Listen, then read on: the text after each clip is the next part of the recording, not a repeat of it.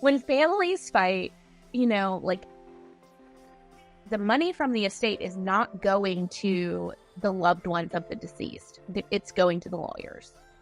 Right. And so the more that the family can, talk to each other. I know that doesn't always, even if it's just emailing and saying, hey, I really want grandma's cookie jar.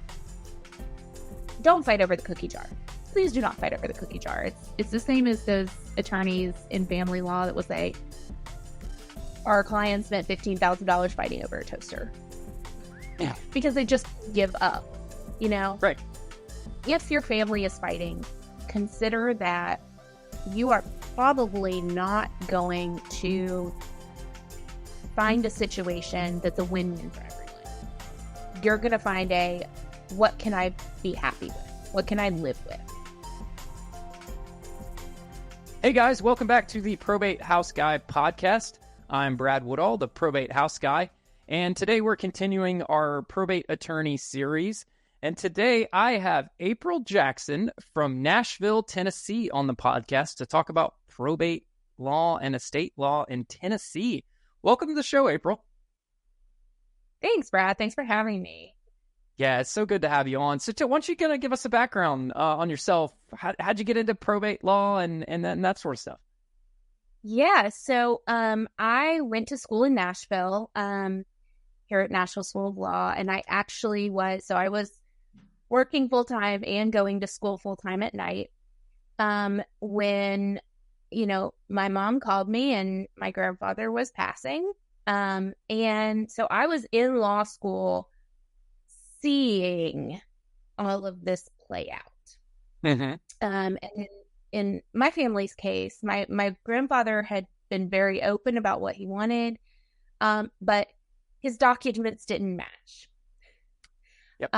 And so when push came to shove, we ended up having a family disagreement. And my first court case that I sat in as a licensed attorney was actually my grandfather's will contest.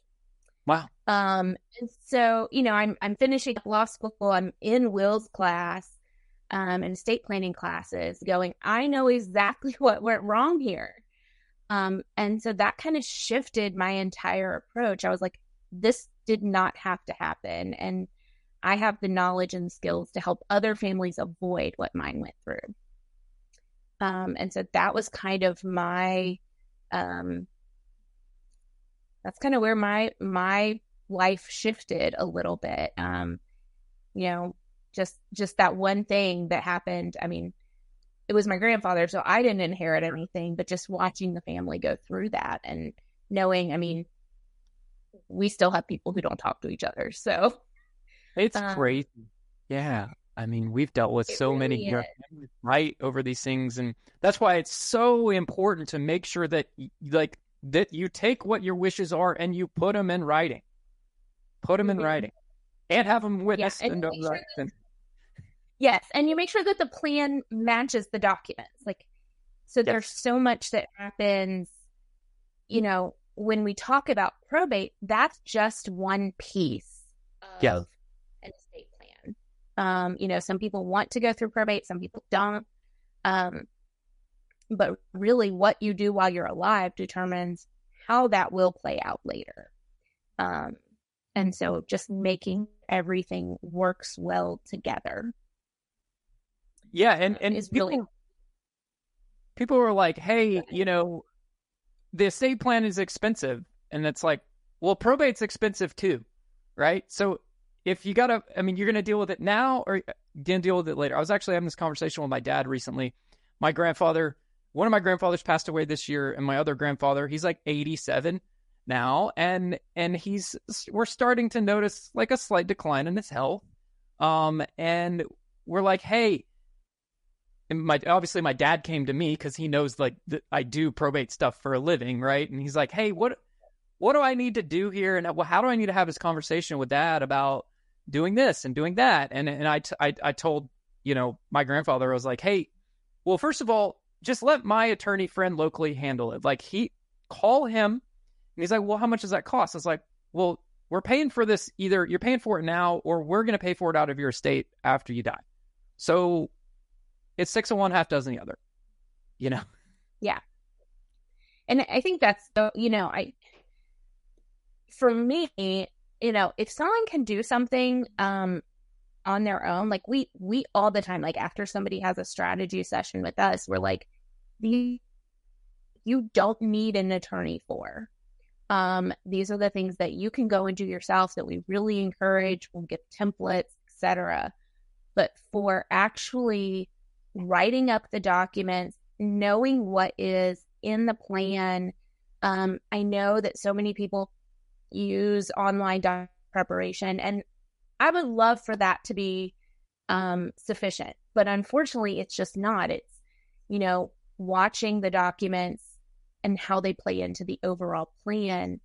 So many people try to use that, but it really is, you're not paying for the advice of an attorney who will make sure everything flows like you want it to. And so I've seen so many of among estate planning attorneys and probate attorneys, there's kind of this like, yes, please go do your documents on the cheap, because then we'll make a lot of money off of you when your family goes to probate. Right. And that's not how I want to make money. That's not how I want to make a living. But it's true. We see a lot of just things that don't match, that actually cause the family a lot more cost and heartache later. Definitely. So, and basically what you're saying is, in Tennessee, you can do probate yourself, right? But there's certain complications of it that maybe you need to have an attorney do. Yeah, so it really depends on the local rules of the county that you're in. So Tennessee does have a small estate option. Okay. And that only applies in very specific conditions based on what your loved one who's passed away owned at the time of their death. And there have been some recent, they've changed the statute like 3 times in the past 5 years. So it's all kind of a little bit in flux, and we're having to read that and watch that very carefully. But the way that most counties do require you to have an attorney in order to go through probate. Interesting. Yeah, so definitely the counties in Middle Tennessee do. Now, you can technically file your own probate, but so the clerk their job is to take documents and Sure. Yes. And make sure they're available to the court. So the clerk is required to file those documents if you present them, but you're going to have a really hard time like getting into court. We've had people who came to us because they did file their own probate, and then it didn't work. They were like, okay, what do I do now? And so they would have saved themselves some money if they just hired us in the first place and gotten it done right. But, those are all things you can figure out. But really having an attorney from the start is ideal, unless you have, there are certain things when someone dies, that you can do yourself. Probate is just the court process. Sure. So not everything has to go to court. Right. Yeah, there's certain things that PODs on bank accounts and stuff like that can bypass probate. Obviously, trusts, right, if they're done properly. But, I tell the story in all the years and all the deals I've done, I've bought 2 properties from a trust. That's it. 2. You'd think I'd buy more, right? But I've bought 2. That's it. And hundreds of deals. 2. Yeah. If it's done well, it would work out much easier. But that's the problem, is a lot of attorneys will, say, okay, here's your trust documents. Now you go fund it. And people don't know how to do that effectively. So right. And you mentioned earlier the clerk, right? The clerks can't tell you, they can't give you legal advice. They can't tell you how to fill out the documents, right? No, they can't tell you how to fill out the document. They can't tell you what your next steps are. Where I am in Nashville, our clerk's website is really great about having forms online And the Tennessee Supreme Court Access to Justice has done great things with that too. But at the end of the day, if you don't know what the forms are supposed to do and the effect that they're supposed to have, the audience for a probate petition is your judge. Yes. The audience for a will is your judge. And so you want somebody who can kind of translate all of that for you. And that's where the attorney comes in. And then also making sure that all of the steps are followed after you've opened probate. Right. And so you mentioned before that probate is not always required in certain instances. So are there some exceptions to like where you don't have to go through probate? Like what might those be? Yeah. So an example would be, and these are usually where we have either a very well thought out estate plan that was, executed correctly, or people who don't necessarily haven't left that much in terms of assets. So for example, and this is where it gets really tricky because you want to know what the effects of that might be while you're still alive. But so for example, adding someone to your bank account, or so that they're a joint account holder, or adding them as a payable on death beneficiary. So anything that has a beneficiary designation is a non-probate asset. The only reason that it would come into probate is if there's a glitch. So for example, you didn't update your beneficiaries after someone passed away.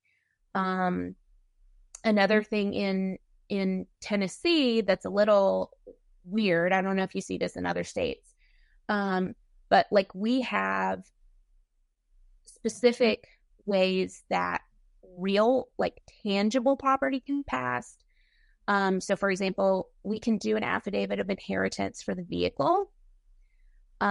We can sell the house without having to go through probate court. Really?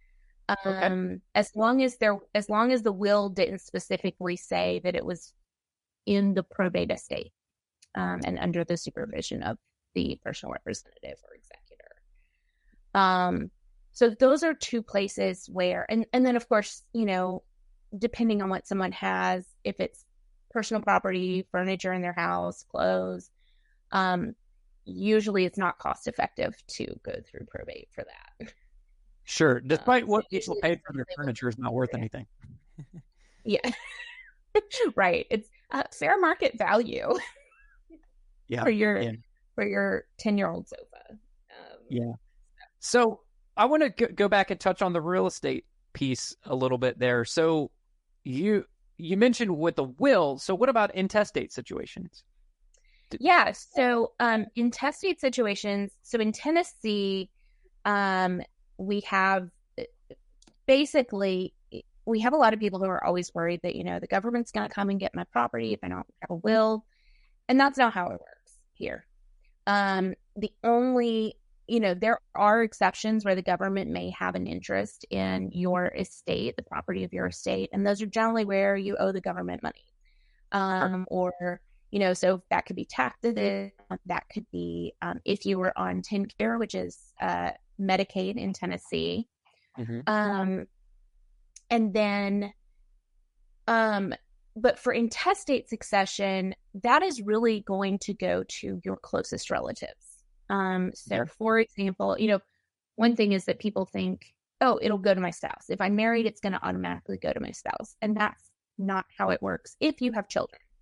Mm-hmm. So if you're married with no children, then yes, it goes to your spouse. But if you have children, your spouse gets at least a third. They might get more. And then your children split the remainder, that other 2/3. If you don't have a spouse or children, then it's going to go to your parents if they were living. If they aren't living, then it's going to be split among your siblings if you had them. And then we kind of just go further and further down the family tree at that point.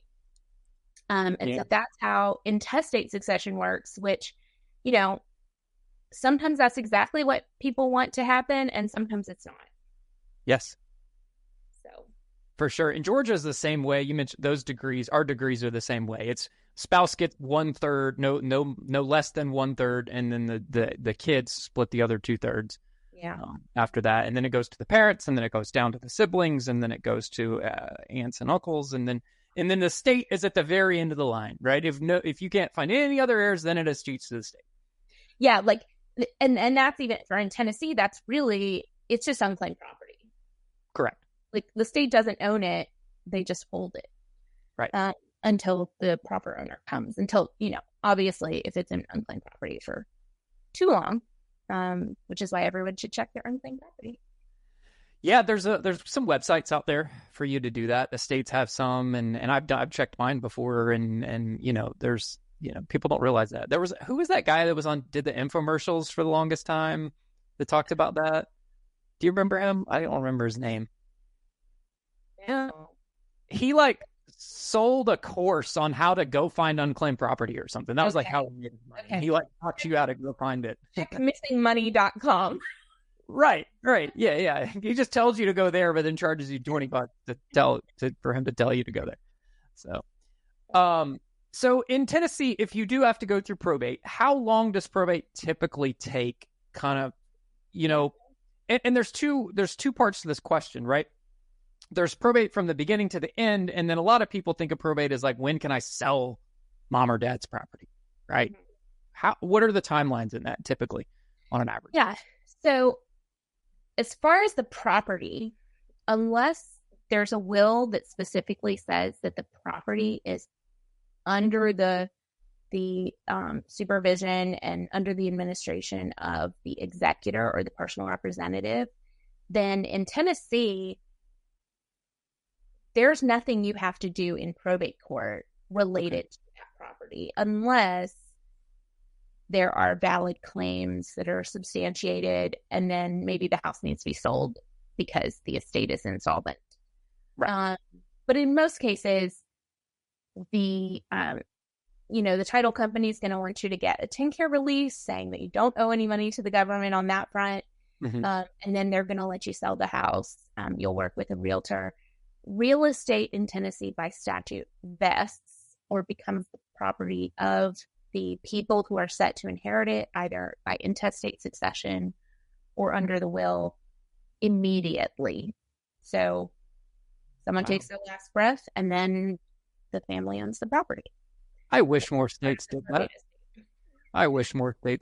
It would make my life a lot easier because there's all the probates we do is because they're trying to sell a house. That's people's number one asset, right? Yeah.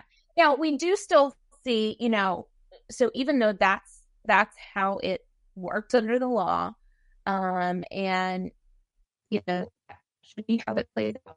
Some title companies, some title insurance does require you to go through probate, either for, it might make you do a full probate if there's not a will. If there is a will, you can do a specific action or petition that's called a muniment of title, which is basically just the court saying, yep, we see that they left that property to these people.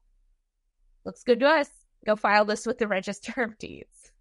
Right. Yeah. And in Georgia, it's a petition for leave to sell real property. It's the same thing. So, yeah.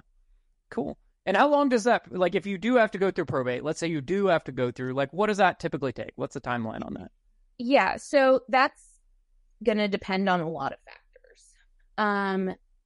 If the estate plan, if there's an estate plan and it is carried out well, and depending on when the person died, because you do still have to file final income taxes. Right. So, if someone dies in June, we still have to wait until we file their final taxes the next year. Okay. So depending on when the person dies, if their estate is fairly straightforward, we got to go collect the bank accounts. We need to close out the credit cards and give notice to creditors. So there's a 4-month creditor period after we publish in the newspaper. So we can't close out before that time. Okay. The statute of limitations is a year. So if somebody doesn't get a specific notice and we didn't publish in the newspaper, which fortunately I always do, then they have up to a year to file a claim. But in most cases, if we have a fairly simple estate, simple assets where we're really just getting them transferred into the names of the family or selling the house, something like that, probate itself, we can usually do in 9 months to a year. 9 months to a year? Mm-hmm. Maybe 18 months, depending on, we just have to clear up all of those little technical, making sure that there aren't any outstanding claims, making sure that we've got the final taxes filed, making sure the distribution happens. A lot of times where that gets held up and takes a lot longer is if the family is not in agreement and, just wants to be, just has some disagreements about how things should go. Or if people will not sign off on their distribution.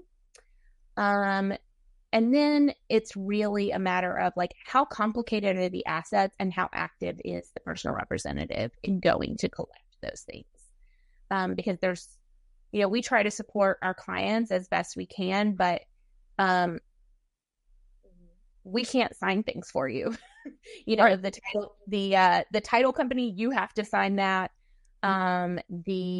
If there are retirement accounts, you have to talk to the retirement institution and get all of that squared away, figure out what exactly, how you want that distributed. Right. Definitely. Yeah. So 9 months to a year. And then let me go back and touch on the notice to creditors period. So you said you publish a notice to creditors and then it's 4 months. Is that, it has to run for 4 months, or they have 4 months to respond from one running, or how does that work? Yeah. So you publish for 2 weeks. Okay. And then 4 months after that is when they have to get a notice to the court. And so this is something really that, we may know that there's a creditor out there. So while that creditor period is running, as soon as we get a copy of the notice that was published in the paper, we have to send a certified copy or a copy by certified mail to that creditor if they are either known or reasonably ascertainable. Got it. So you see it on the credit report, that grandpa had an account with Bank of America or whatever. Those are known. Because someone asked this question the other day, and one of the groups I'm in, they're like, what is a known creditor and what is not? And it's like, well. Right. Yeah. And to a certain extent, it kind of depends on what the relationship was before the person died. So for example, if we have somebody who was already serving as the attorney, in fact, under a power of attorney, and they've been handling the finances for the past 3 years, and they tell us that they've already paid the final water bill, we kind of take the word for it. If it's something small like a water bill, if we see that there's a $20,000 credit card claim, we are of course going to send that bill, send a notice to that credit card company. Now, the way that it works on the back end of that, so once a creditor has notice of the person's death, even constructive notice, which is what that publication in the newspaper provides. That's, hey, this is out there for the world to see. It's your job to file a claim with the court. And so once that's out there, they have 4 months to file a claim with the court. Sometimes they do, sometimes they don't, depending on kind of how big the institution is. The thing that they don't do is come to court. So they can file a claim, and then the process is, depending on what it is, so our personal representatives and executors have a little bit of discretion, if I get that $35 water bill, it's not worth it to send an attorney to court to dispute it. I'm just going to pay it. That's fine. But when you get that $20,000 credit card bill, if they file a claim in court, usually what happens is that, from my perspective, I'm always going to tell my clients that we are going to file what's called an exception to that claim. Okay. And what that means is we're going to tell the court, hey, we have no idea. Either we think this is not their credit card, or we think they didn't charge it, or the personal representative has no way of knowing that. Even if they supply the credit card statements, like, we don't know that Walmart charge was actually made by the deceased. It kind of depends on the relationship, but we will file what's called an exception.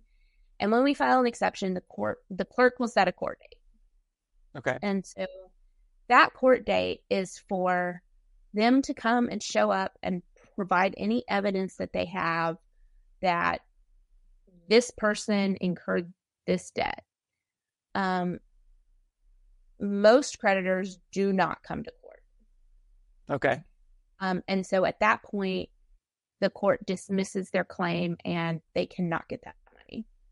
Wow. Interesting. Okay. Yeah.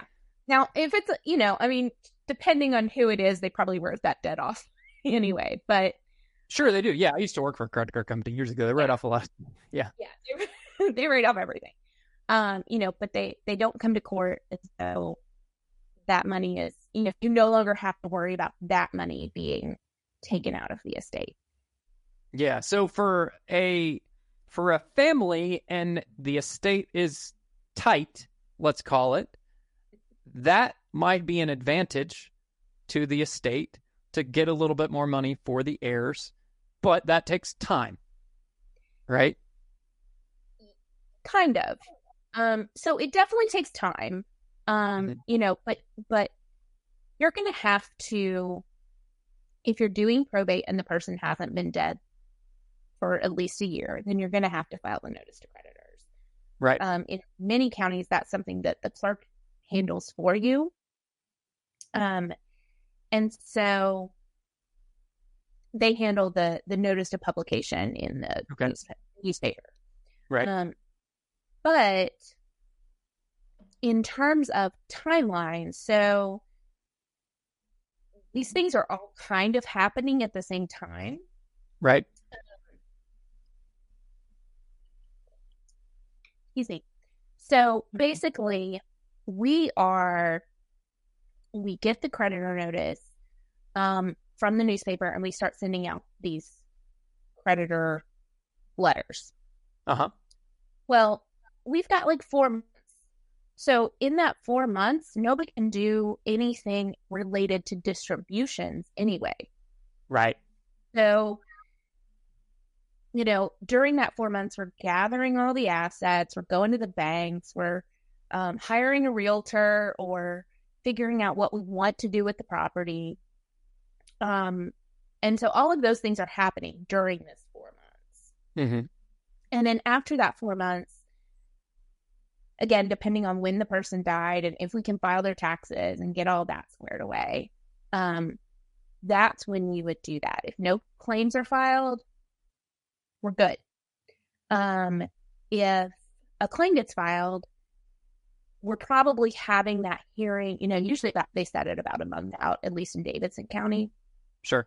And so we're just waiting to see, hey, make sure they don't come to court. And then we know that money is part of the estate to be distributed.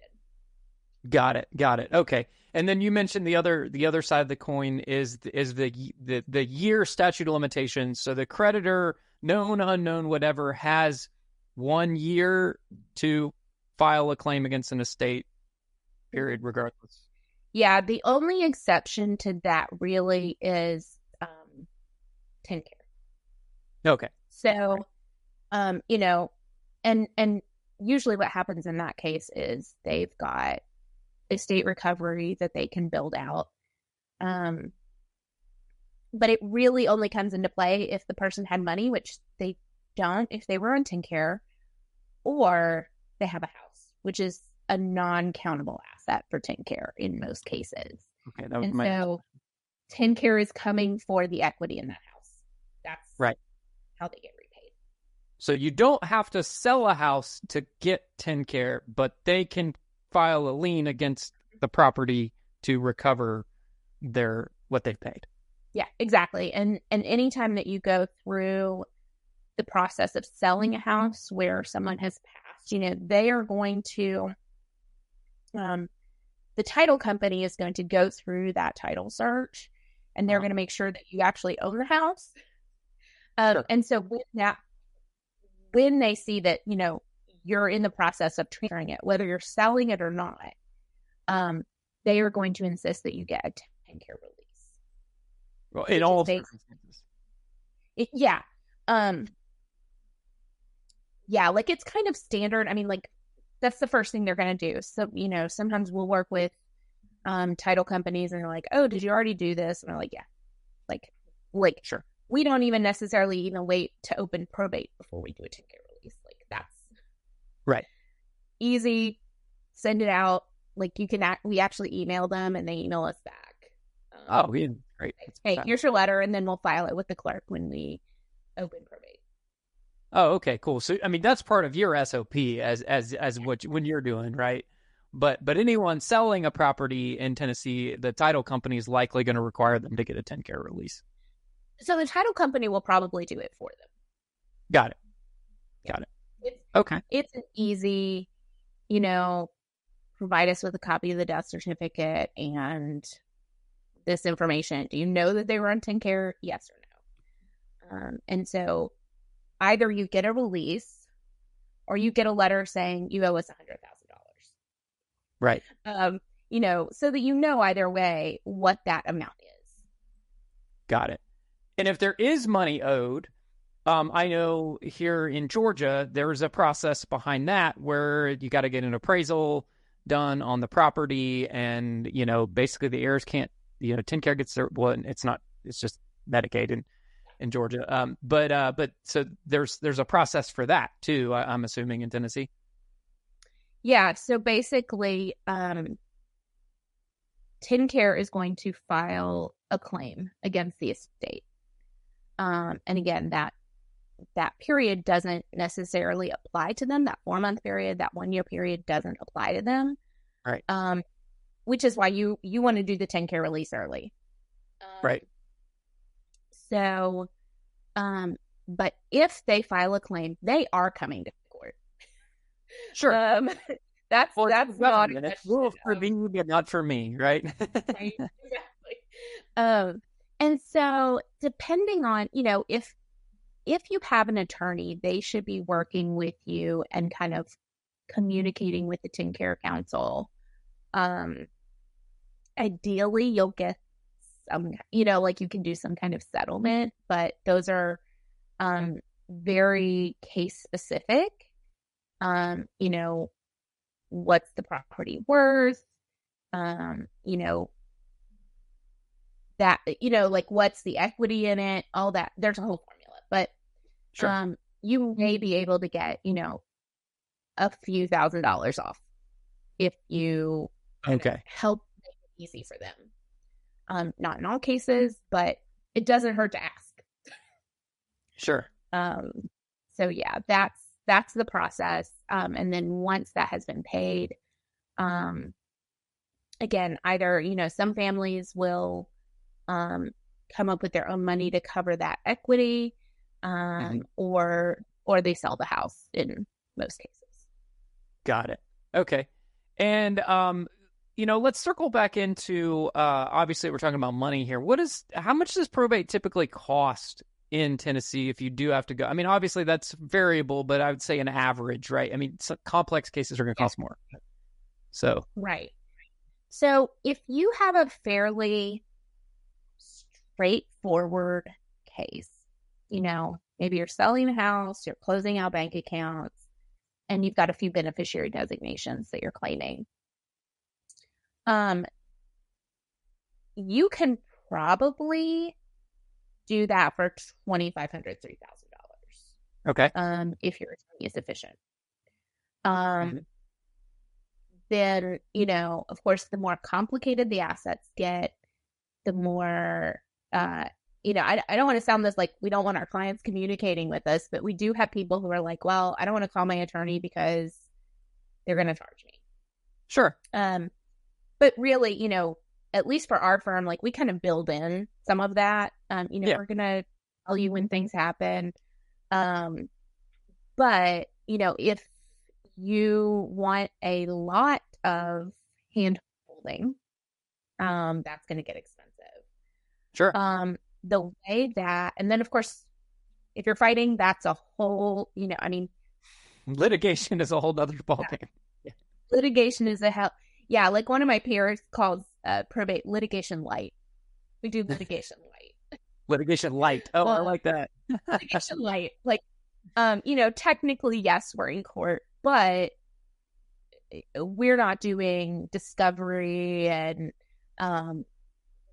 going on a bunch of motion arguments against someone. It's not usually adversarial. Sure. So yeah, if your family doesn't get along or your personal representative isn't taking steps, it's not a quick process, but if they're dragging their feet, or if people won't sign, and then we have to kind of reach back out to a lot of people, that can increase the cost as well. Because you're putting your therapist hat on, right? And you're having to intervene from that standpoint with the family drama because someone's probably not signing for some reason or another, right? They're holding out, sometimes. But sometimes it's just, my life is busy and I saw that email come in and, sure, we're like, hey, client, you got to call your cousin. The mud or call your cousin. That document. Yeah. Right. Fortunately for us, we, all of our forms most of our forms we send out through Adobe for signature. Yeah. Uh-huh. And so that automatically sends the reminder itself, but we still have people that sign immediately. And we know. Yeah, but you can tell if they opened it or not too, right? Like, because we use DocuSign, right? It would be my company for everything. And I can see if someone viewed that document, right? Yeah, I'm like, oh, you opened the email, you viewed the document, we know you saw it, why didn't you sign it? Did you have questions? Or sometimes they thought they signed, but they don't know how to use the program and they forgot to click complete at the end, right? Yes, we have that sometimes too. That happens. So yeah, you guys just have friendly nudge, right? But sometimes you've got to put your therapist hat on and get involved with infighting in the family. So if you have any advice for families that are dealing with the dispute within maybe what's one or two pieces of advice for them just to think about, like, do you really want to get into this or not? Yeah. So my first thing is when families fight, lawyers win. I like that. When families fight, the money from the estate is not going to the loved ones of the deceased. It's going to the lawyers. Right. And so the more that the family can, talk to each other. I know that doesn't always, even if it's just emailing and saying, hey, I really want grandma's cookie jar. Don't fight over the cookie jar. Please do not fight over the cookie jar. It's the same as those attorneys in family law that will say, our client spent $15,000 fighting over a toaster. Yeah. Because they just give up, Right. If your family is fighting, consider that you are probably not going to find a situation that's a win-win for everyone. You're going to find what can I be happy with? What can I live with? Yep. The other thing that, and this is more on the estate planning side, is I will tell everyone that we do estate planning for that no one is entitled to an inheritance. You can't disinherit your spouse and you can't disinherit your minor children. But if you do not fall into that category, no one owes you anything.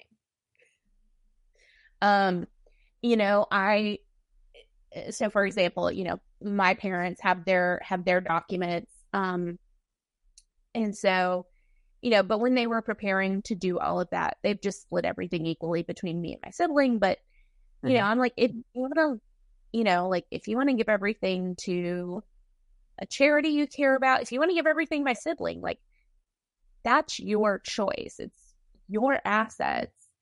And if you don't spend everything, whatever's left can go wherever you want it to. Right. Yeah. And so, sometimes we have people who kind of feel like they're entitled. And that's just not the law. Sure. Oh, it happens a lot. And it seems like, at least the way I view it, is a lot of times it's families that don't have a lot of money.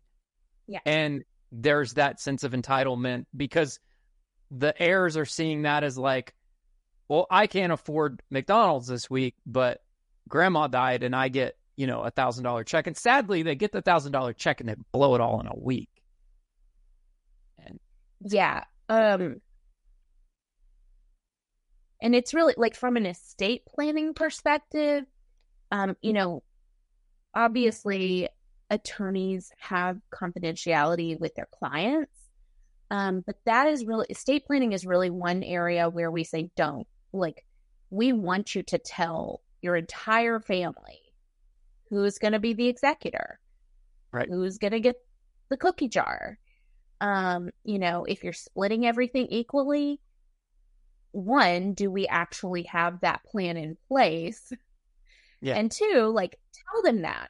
Or, sometimes things aren't split equally. Sometimes you're like, well, I raised my kids and they're doing great, and I want to give everything to my church or a conservation charity or our favorite rescue.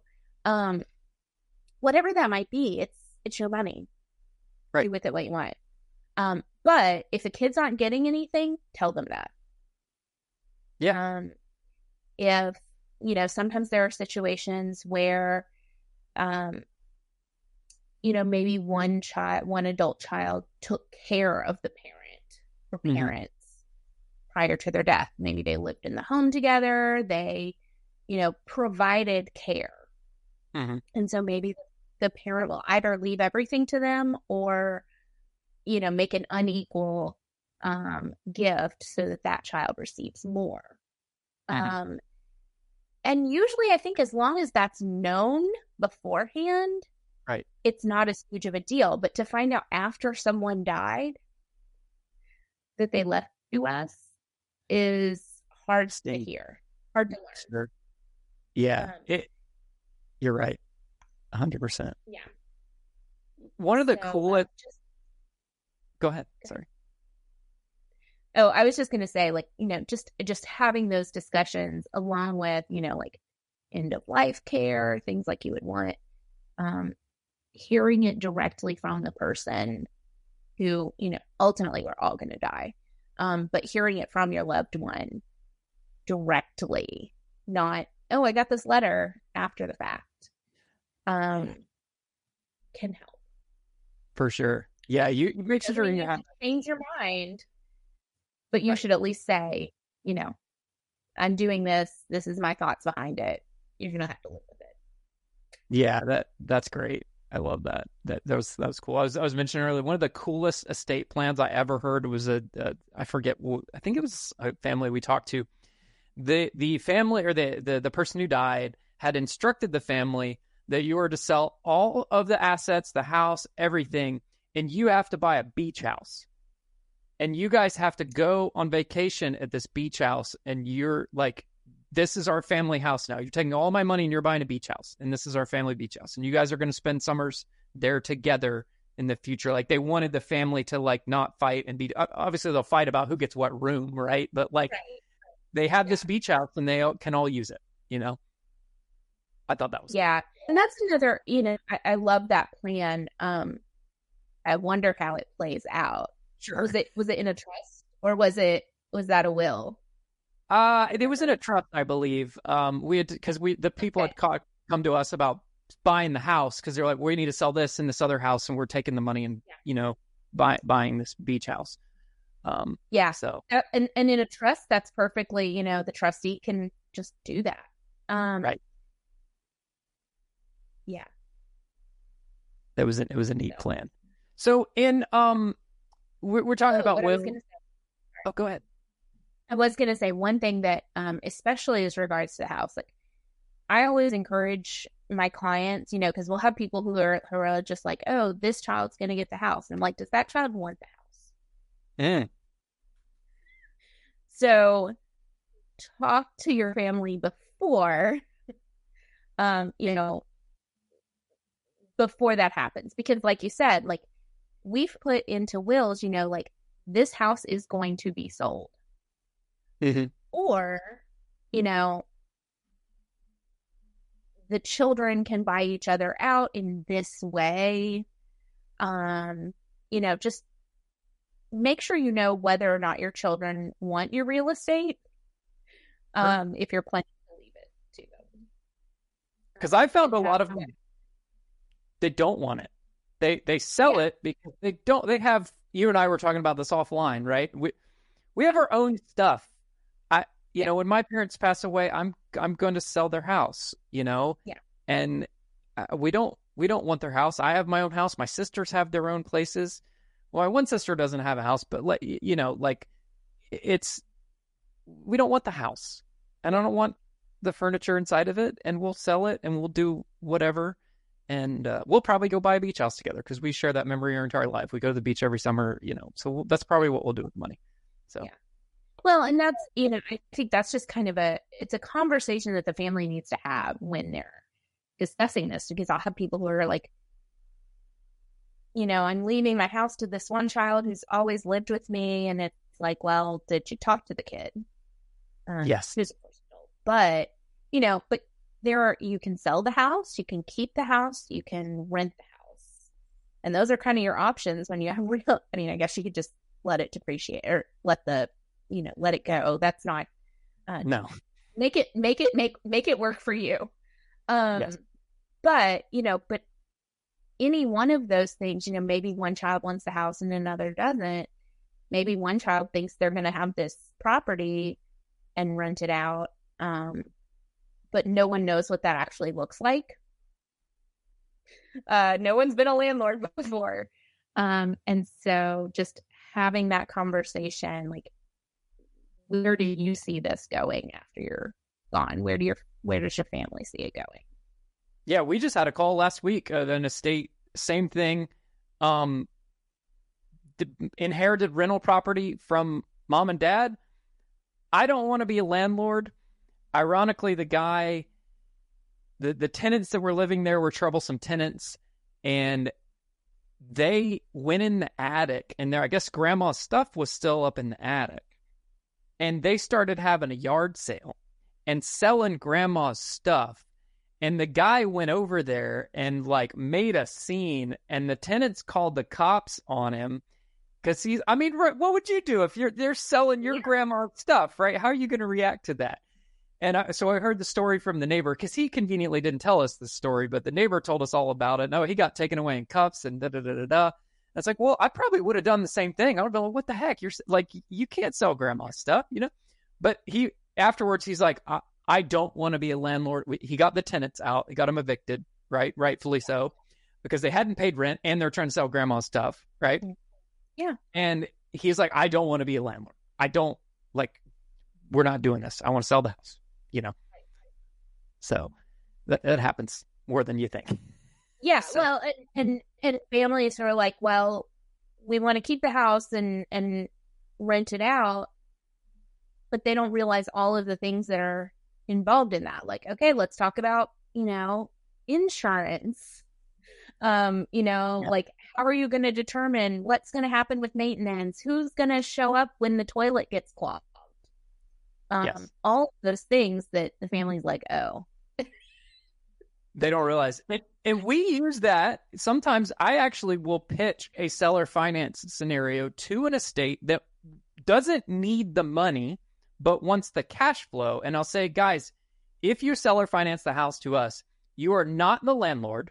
You get the cash flow every month so that you don't give $40,000 to cousin Johnny who's going to go blow it in a week. He gets, $200 a month for the next however, right? But you get the benefits of that, but you don't have to be a landlord, and you still get the cash flow. And we'll do it because that's what we do. Like, that's our business, right? We know how to do this. So what do you think about that? Yeah. So it's just having a plan.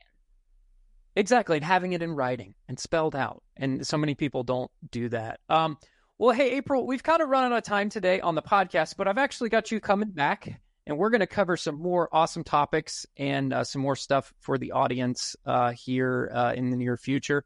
I really appreciate you coming on the show today. I really appreciate your time. And if anybody wants to get a hold of you, what is the best way to get a hold of you? If they're in Tennessee and they need your help with an estate, who do they call? Yes. So you can call our office. That number is 615-846-6201. But the best way to get in touch with us is through our website. You can actually schedule a call with us right there on the homepage. And that is www.galsnashville.com. Gals Nashville. Gals, GALS, Nashville.com. Okay. And we'll put that in the notes below. Yeah. And we have if anybody's interested, we have a newsletter that goes out, just kind of monthly updates that, we try to include tips that are easily doable without an attorney. So. Awesome.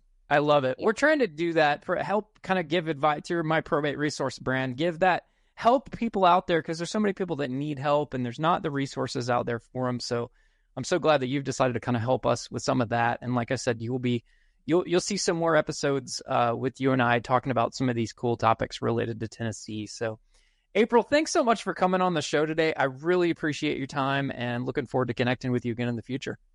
Thanks so much, Brad. This was great. Thanks for having me on. All right, guys, thanks for joining another episode of the Probate House Guy Podcast. Like I mentioned in some of the other episodes, if you're an investor or real estate agent and you are looking to have someone run your marketing for you, you want to do deals in this niche and you just don't understand the whole marketing piece, we will handle that for you. So if you're interested in having a conversation with us about that, go to probatehouseguy.com to learn more.